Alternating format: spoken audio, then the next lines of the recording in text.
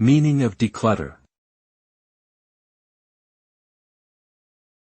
Declutter. Declutter. Declutter. Declutter.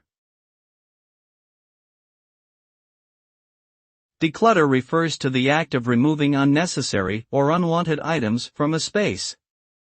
The process involves carefully assessing belongings and deciding which items to keep, donate, recycle, or discard. The result of decluttering is a simplified and organized living or working space that is free of excess clutter. This can lead to a sense of calm and clarity, as well as increased productivity and efficiency. Additionally, decluttering can also help individuals appreciate and enjoy their remaining possessions more fully.